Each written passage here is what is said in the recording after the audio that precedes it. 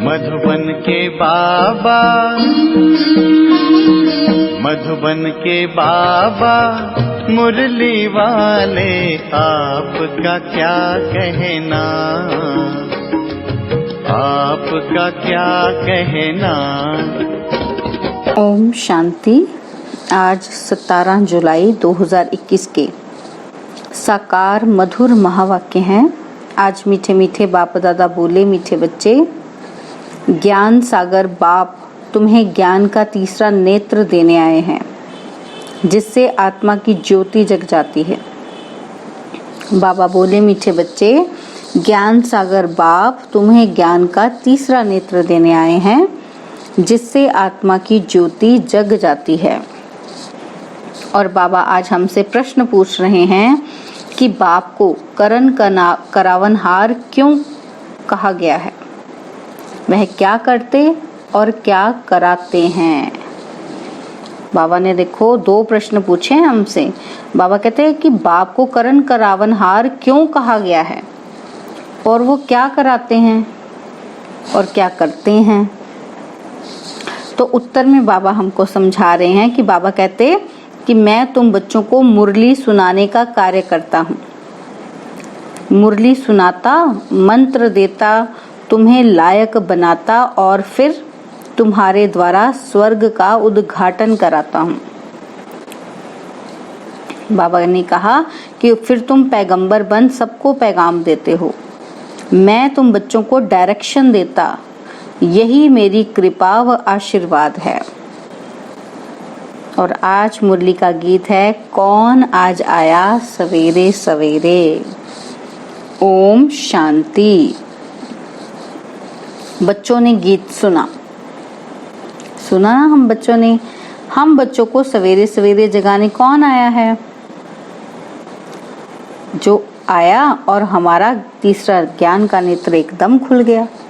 तो कौन जगाने आया हमें एकदम तीसरा नेत्र खोलने के लिए? कौन आया है?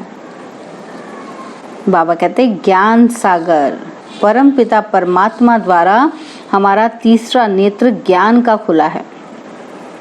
कहते भी हैं बाप ज्योति जगाने वाला है, परंतु वह बाप है ये कोई नहीं जानते हैं। ब्रह्म समाजी कहते हैं कि वह क्षमा है, ज्योति है। मंदिर में हमेशा वह ज्योति ही जगाते हैं, क्योंकि वह परमात्मा को ज्योति स्वरूप मानते हैं, इसलिए वहां मंदिर में दीवा जगाते ही रहते हैं।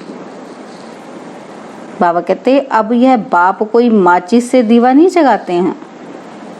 यह तो बात ही न्यारी है। गाया भी जाता है, क्या गाते हैं कि ईश्वर की गत मत न्यारी है। अब तुम बच्चे समझते हो, हम क्या समझते हैं कि बाप सदगति के लिए आकर ज्ञान योग सिखलाते हैं। सिखलाने वाला तो जरूर चाहिए ना, शरीर तो नहीं सिखलाएगा।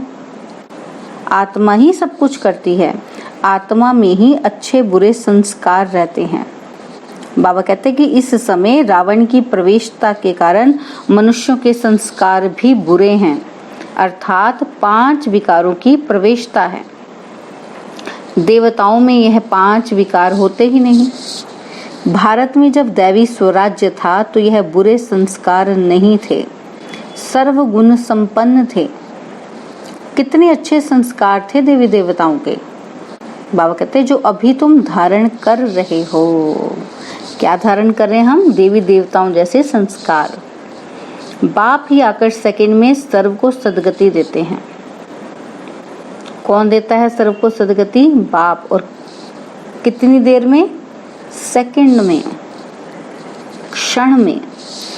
बाकी गुरु गोसाई आदि यह तो भक्ति मार्ग में चलते आए हैं, जो एक की भी गति सदगति नहीं कर सकते, और बाप 1 सेकंड में सबको सदगति कर देते हैं सबकी।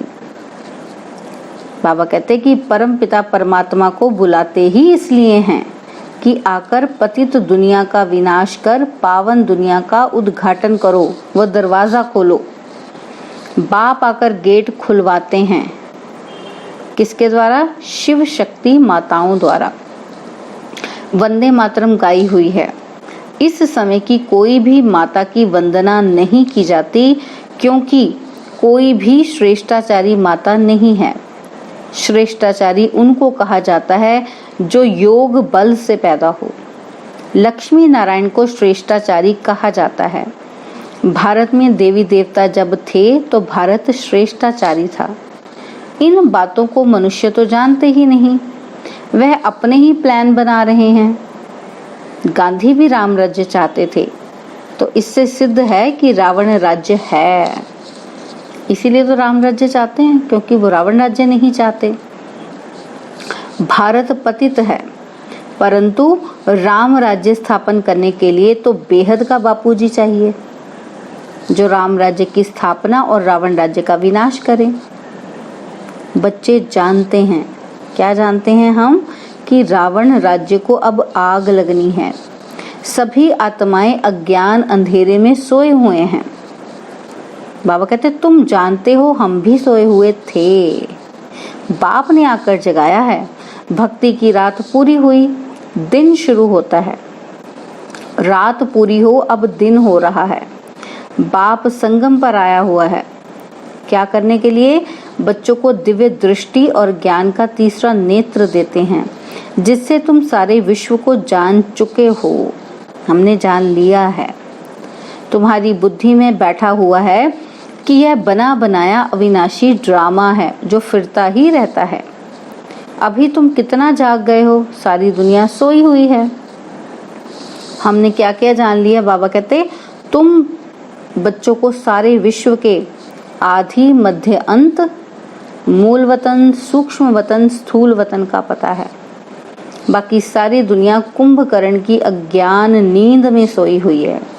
देखो, ये गुह्य बातें सिर्फ हम बच्चों को पता है कि सृष्टि का आदि कैसे होता है, शुरुआत कैसे होती है, मध्य क्या है और अंत कैसे होता है। फिर बाबा ने हमको मूल वतन, सूक्ष्म वतन, स्थूल वतन सबके बारे में बता दिया है। तो बाबा कहते बाकी दुनिया को तो पता ही नहीं, वो सब कुंभकर्णी अज्ञान नींद में सोई है। बाबा कहते ये पता ही नहीं किसी को कि पतित पावन कौन है। पुकारते ही रहते हैं बस कि हे पतित पावन आओ। बाबा कहते सिर्फ पुकारते हैं और ये नहीं कहते कि आकर सृष्टि के आदि मध्य अंत का राज समझाओ। हमने भी जब भगवान को पुकारा दुख में, तो यही कहा ना कि हे दुख हरता सुख करता आओ। हमने ये तो नहीं कहा था कि हे भगवान, हे परमपिता परमात्मा, हमें सृष्टि के आदि मध्य अंत का राज समझाओ। लेकिन बाप कहते हैं कि तुम इस सृष्टि चक्र को समझने से ही चक्रवर्ती राजा बनते हो। बाप आएंगे तो ये हमें समझाएंगे ही समझाएंगे, ये तो बाय प्रोडक्ट हो गया ना। बाबा कहते याद से ही पावन बनते हो।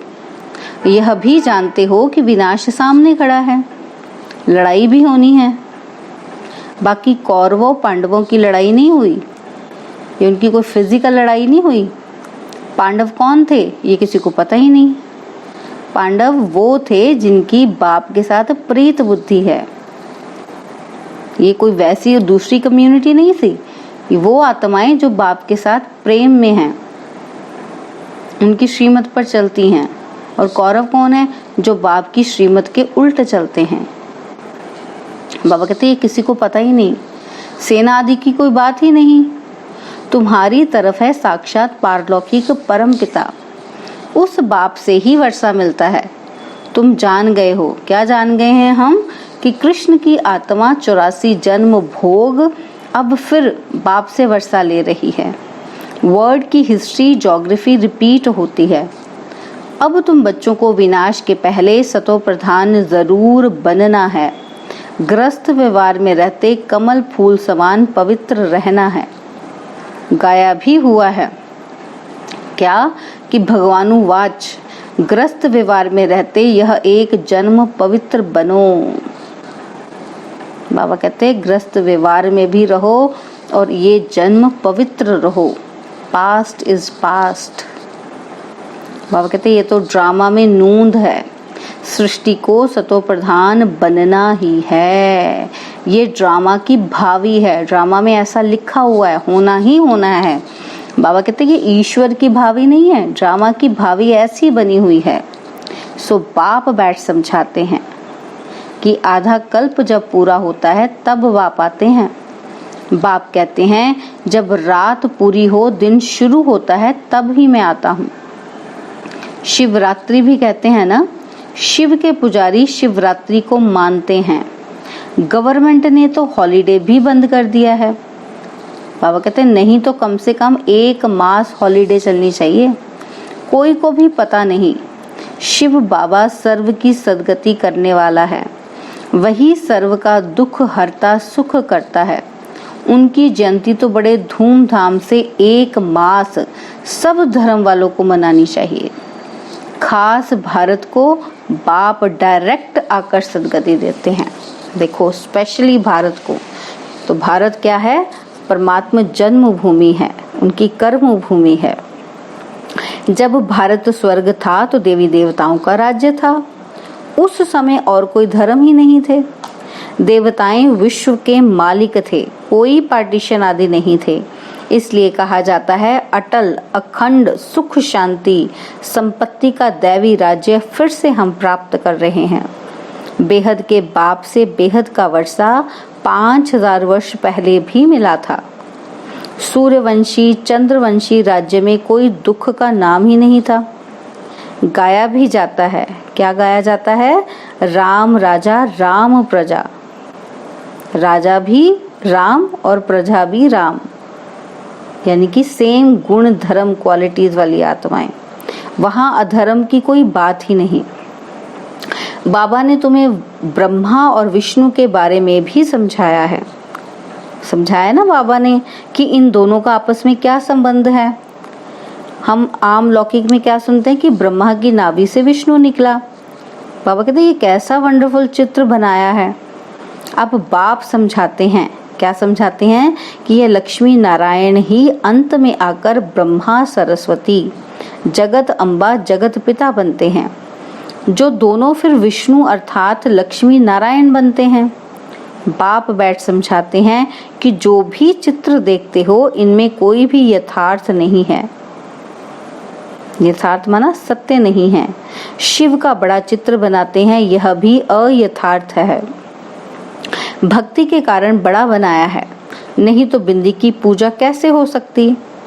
बाबा कहते हैं अच्छा फिर ब्रह्मा विष्णु शंकर के लिए भी समझ नहीं सकते हैं, क्योंकि ये तो शक्तियां हैं, तो शक्तियों को कैसे दिखाएंगे।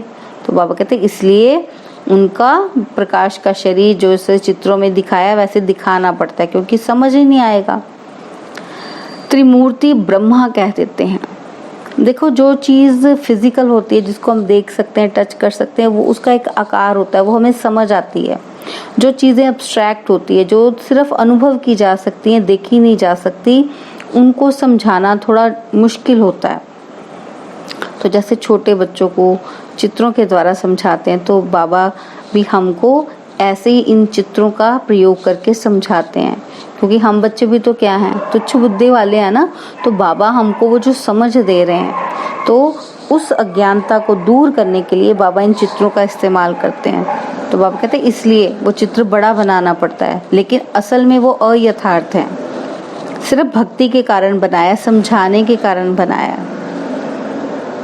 बाबा कहते हैं कि त्रिमूर्ति ब्रह्मा कह देते हैं। ब्रह्मा द्वारा स्थापना विष्णु द्वारा पालना यह भी कहते हैं, परंतु ब्रह्मा तो स्थापना करते ही नहीं हैं। स्वर्ग की स्थापना ब्रह्मा करेंगे। बाबा कहते हैं क्योंकि वो तो खुद पुरुषार्थी आत्मा, वो कैसे स्वर्ग की स्थापना करेगा। नहीं, समझाने के लिए बाबा ने ब्रह्मा को आगे किया है, लेकिन असल में स्थापना कौन कर रहा है? स्वयं परमपिता परमात्मा। बाबा कहते हैं स्वर्ग की स्थापना तो परमपिता परमात्मा ही करते हैं, यह आत्मा तो पतित है। इनको व्यक्त ब्रह्मा कहा जाता है। यही आत्मा पावन बन जाएगी और चली जाएगी, फिर सत्युग में जाकर नारायण बनते हैं। तो प्रजापिता ब्रह्मा जरूर यहाँ चाहिए ना। तो बाबा ने अब सत्युग की दुनिया स्थापन करनी है, पतित दुनिया में आए, तो फिर पतित मनुष्यों को ही यूज करेंगे ना बाबा, पतित आत्माओं को ही यूज करेंगे। तो फिर ब्रह्मा की आत्मा का चुनाव किया जाता है। तो ब्रह्मा के शरीर का इस्तेमाल करके करवाता कौन है? परमपिता परमात्मा। उस तन का प्रयोग करते हैं। तो बाबा ने कहा कि चित्र फिर वहां दे दिए हैं। तो ब्रह्मा जरूर यहाँ चाहिए, और चित्र फिर कहाँ दे दिया है कि सत्युग की स्थापना ब्रह्मा ने की है। जैसे यह ज्ञान के अलंकार वास्तव में तुम्हारे परंतु विष्णु को दे दिए हैं। नौधा भक्ति में भी साक्षात्कार होता है। मीरा का भी नाम गाया हुआ है ना। पुरुषों में नंबर 1 भक्त है नारद, और माताओं में मीरा गाई हुई है। तुम अभी नारायण अथवा लक्ष्मी को वरने के लिए यह ज्ञान सुन रहे हो। तुम्हारा ही स्वयंवर होता है। नारद के लिए भी दिखाते हैं ना कि सभा में आकर कहा हम लक्ष्मी को वर सकते हैं। अभी लक्ष्मी को वरने लायक तुम बन रहे हो। बाबा ने कहा कि बाकी वह तो सब है भक्ति मार्ग की कथाएं। बाप रियल बात बैठ समझाते हैं। लक्ष्मी सतयुग में, नारद भगत द्वापर में। सतयुग में फिर नारद कहाँ से आया? बाबा कहते कहाँ से आया सतयुग में? राधे कृष्ण का ही स्वयंवर के बाद नाम लक्ष्मी नारायण पड़ता है। यह भी भारतवासी नहीं जानते हैं। कितना अज्ञान अंधियारा है। बाप है कल्याणकारी, तुमको भी कल्याणकारी बनाते हैं। अब विचार सागर मंथन करना चाहिए। क्या करना चाहिए कि औरों को कैसे समझाएं। हमें तो अब समझ में आ गया, बाप ने समझाया। अब हम औरों को कैसे समझाएं? तो बाप समझाते हैं कि चित्र आदि कैसे बैठ बनाए हैं। तो बाबा ने काम इजी करवा दिया ना, चित्र बनवाएं। बाबा कहते हैं गांधी की नाभि से नेहरू निकला, अब कहाँ वह विष्णु देवता, कहाँ यह मनुष्य। इन सब बातों को तुम बच्चे अब समझते हो। नंबरवार तुमको खुशी रहती है। क्या खुशी रहती है कि बेहद का बाप हमको पढ़ा रहे हैं। यह तो कभी सुना ही नहीं था, क्योंकि गीता में तो कृष्ण भगवानुवाच लिख दिया है। भगवान कब आया, कब आकर गीता सुनाई, तिथि तारीख कुछ है नहीं। कल्प की आयु ही लाखों वर्ष कह देते हैं। कोई की भी बुद्धि में आता नहीं है। अब बाप बैठ बच्चों को समझाते हैं। क्या समझा रहे हैं बाबा? कि ब्राह्मणों का झाड़ वृद्धि को पाता रहता है। पाते पाते अनगिनत हो जाएंगे। तुम बच्चे जानते हो वर्ण कैसे चक्र लगाते हैं। हम ब्राह्मणों का वर्ण सबसे ऊंच है। हम हैं भारत के गुप्त सच्चे रूहानी सोशल वर्कर। परमपिता परमात्मा हमसे सेवा करा रहे हैं। हम रूहानी सेवा करते हैं और वह जिस्मानी सेवा करते हैं। तुमको कहते हैं तुम भारत की क्या सेवा करते हो? पूछते हैं ना केवल क्या करती हैं ब्रह्मा कुमारी। तो बाबा कहते हैं बोलो हम हैं रूहानी सेवाधारी। स्वर्ग का उद्घाटन करा रहे हैं, स्थापना करा रहे हैं। शिव बाबा है करण करावनहार, जो करा रहे हैं वह करता भी है। मुरली कौन चलाता है? कौन चलाता है मुरली? तो बाबा कहते हैं मुरली चलाता हूँ तो कर्म करता हूँ। तुमको भी सिखलाते हैं कि ऐसे चलाओ। बाबा हमको भी समझाते हैं कि ऐसे चलाओ। महामंत्र देते हैं। कौन सा? मन मना भव। कर्म सिखलाया ना, फिर तुमको कहते हैं औरों को सिखलाओ। इसलिए करण करावनहार कहा जाता है। अब बाबा ने जो मुरली में प्रश्न पूछे थे दे दिए ना उनके सटीक उत्तर।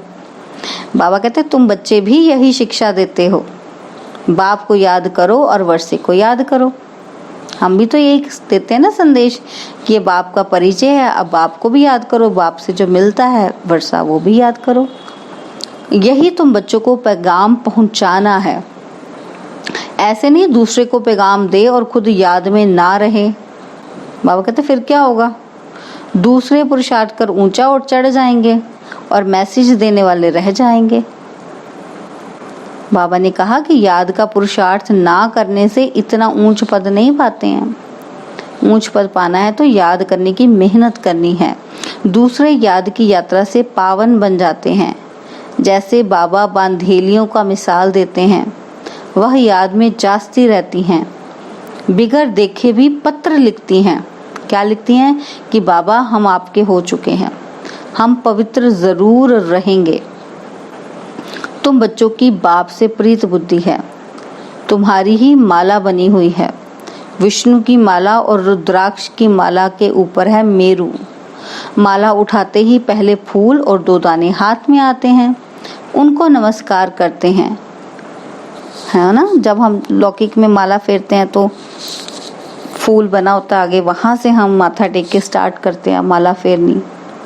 तो बाबा कहते हैं वो जो 2 दाने हैं वो मेरू कहलाते हैं, उनको नमस्कार करते हैं, फिर माला फेरते हैं। तुम भारत को स्वर्ग बना रहे हो तो यह माला तुम्हारा ही यादगार है। बाप ने यह गीता ज्ञान यज्ञ रचा है, इसमें बहुत सारी पुरानी दुनिया स्वाहा होगी। बाप है मोस्ट बिलवड फादर, तुमको भविष्य के लिए सदा सुख का वर्षा देते हैं 21 जन्म के लिए। जिन्होंने कल्प पहले वर्षा लिया है वह जरूर आएंगे ड्रामा प्लान अनुसार, क्योंकि ड्रामा में नूद है ना, तो बाबा कहते हैं वो जरूर आ जाएंगे। बाप कहते हैं बच्चे सुख धाम चलना है तो पवित्र बनना है, सुख धाम जाना चाहते हो तो पवित्र बनना है। बाबा कहते हैं मेरे को याद करो, मांगना कुछ भी नहीं है कि कृपा करो मदद करो, नहीं। बाबा कहते हैं मुझे सिर्फ याद करना है, मेरे से मांगना कुछ नहीं है। हम तो सबको मदद करते हैं, पुरुषार्थ तो तुमको करना है। बाबा कहते हैं आशीर्वाद की बात नहीं है। बाप कहते हैं मामेकम याद करो, याद करना तुम्हारा काम है, डायरेक्शन देना यही कृपा है। बाकी तो भल खाओ पियो घूमो फिरो, बाबा कहते हैं जो मर्जी करो, तुम्हें पवित्र भोजन ही खाना है। हम देवी देवता बनते हैं, वहाँ प्याज आदि थोड़ी होगा, यह सब यहाँ छोड़ना है। यह चीजें वहाँ होती नहीं, बीज ही नहीं है। जैसे सत्युग में बीमारी आदि होती नहीं, अभी देखो कितनी बीमारियां निकली हैं। वहाँ तमोगुणी कोई चीज होती नहीं, हर चीज सतो प्रधान। और यहाँ देखो मनुष्य क्या क्या खाते हैं। अब बाप बच्चों को कहते हैं, क्या कहते हैं कि मुझे याद करो और संग तोड़ मुझ संग जोड़ो तो तुम पावन बन जाएंगे। अच्छा, मीठे मीठे सिकिलदे बच्चों प्रति माता पिता बाप दादा का याद प्यार और गुड मॉर्निंग। रूहानी बाप की रूहानी बच्चों को नमस्ते। हम रूहानी बच्चों की रूहानी बाप दादाजी को दिलवा जान सिकवा प्रेम से नमस्ते। ओम शांति। प्यारे बाबा, मीठे बाबा, मेरे बाबा, शुक्रिया बाबा, शुक्रिया बाबा, शुक्रिया बाबा।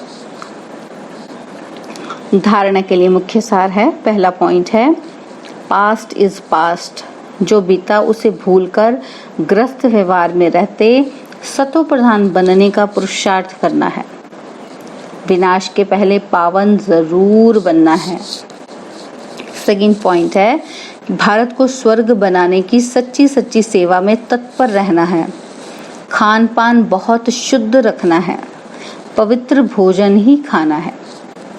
और वरदान है रूहे गुलाब बन दूर दूर तक रूहानी खुशबू फैलाने वाले रूहानी सेवाधारी भव। रूहे गुलाब बन दूर दूर तक रूहानी खुशबू फैलाने वाले रूहानी सेवाधारी भव। रूहानी रूहे गुलाब अपनी रूहानी वृत्ति द्वारा रूहानियत की खुशबू दूर दूर तक फैलाते हैं। उनकी दृष्टि में सदा सुप्रीम रूह समाया हुआ रहता है। वे सदा रूह को देखते, रूह से बोलते, मैं रूह हूँ, सदा सुप्रीम रूह की छत्र छाया में चल रहा हूँ। मुझ रूह का करावनहार सुप्रीम रूह है। ऐसे हर सेकंड हजूर को हाजिर अनुभव करने वाले सदा रूहानी खुशबू में अविनाशी और एक रस रहते हैं। यही है रूहानी सेवाधारी की नंबर 1 विशेषता। और स्लोगन है निर्विघ्न बन सेवा में आगे नंबर लेना, अर्थात नंबर 1 भाग्यशाली बनना। स्लोगन निर्विघ्न बन सेवा में आगे नंबर लेना, अर्थात नंबर 1 भाग्यशाली बनना। ओम शांति।